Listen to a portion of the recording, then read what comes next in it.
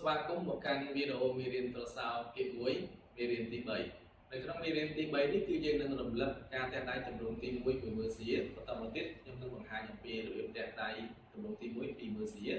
ហើយនឹងអនុវត្តទៅលើទូរស័ព្ទតែម្ដងបាទអញ្ចឹងទម្រង់ទី1យើងបានបែបនេះ1 2 3 4 1អឹបនិង3 4បែបនេះដល់ពេល2មើលសៀបាទ2មើលសៀយើងតែបែបនេះ1 2 3 4 1អឹបនិង3 4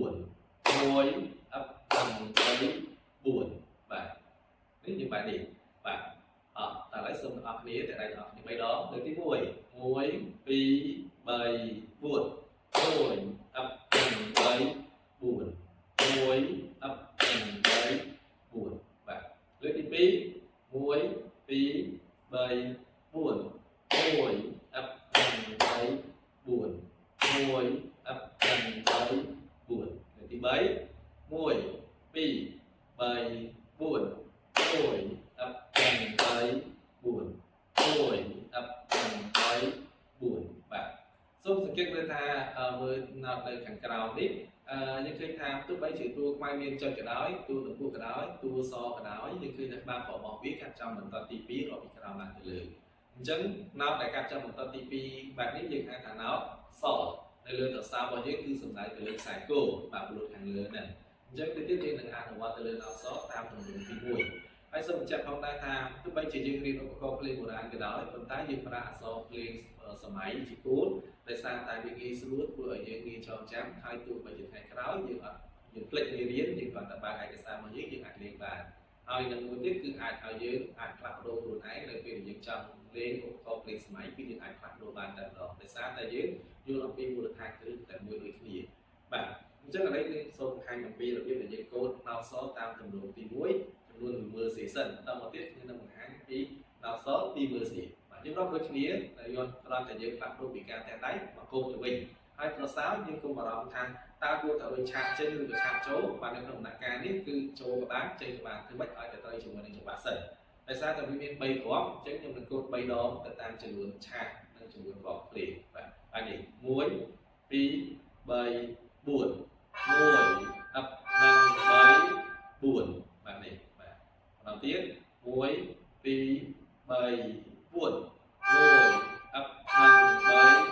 4បន្តទៀត1 2 3 4 1អឹបនិង3 4បាទឥឡូវខ្ញុំនឹងបង្ហាញអំពីរបៀបកូដណោតសតារាងតែពីមើលសៀបាទនេះ1 2 3 4 1អឹបនិង3 4 1អឹបនិង3 4បាទលេខទី2ខ្ញុំសូមបង្ហាញម្ដងទៀត1 2 3 4 1អឹបនិង3 4 1អឹបនិង3 4បាទលើកទី3 1 2 3 4 1អឹបនិង3 4 1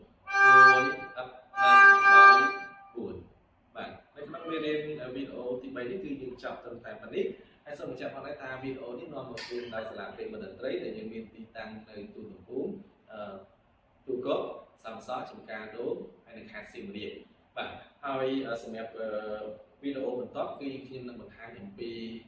ទម្រង់ទី2បាទនៅក្នុងចំណោមទម្រង់ទាំង4ហើយនឹងព្រមទាំងណោតផ្សេងទៀតនៅលើទូរស័ព្ទដើម្បីឲ្យយើងស្ទាត់ជាបដាហើយតែកុំភ្លេចដើម្បីយើងអាចស្ទាត់បានគឺយើងត្រូវការហ្វឹកហាត់ជារៀងរាល់ថ្ងៃហើយក្នុងការហ្វឹកហាត់មិនចាំបាច់ថាត្រូវតែមានពេល30នាទីពេកទេនៅក្នុងមួយថ្ងៃហ្នឹងបើមានពេល5នាទីក៏5នាទីទៅ10នាទីក៏10នាទីទៅប៉ុន្តែសរុបចូលគ្នាធ្វើម៉េចឲ្យបានអាចជាក្នុង60ឬក៏70នាទី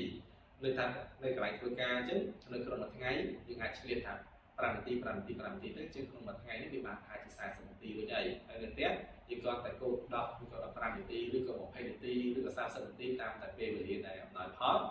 បើសិនជាអនុវត្តតាមបែបនេះជារៀងរាល់ថ្ងៃបានគឺយើងនឹងរៀនប្រសើរឆាប់ៗជាមិនខានបាទដូច្នេះសូមរងចាំទស្សនានៅក្នុងវីដេអូទី4ជាបន្តទៀត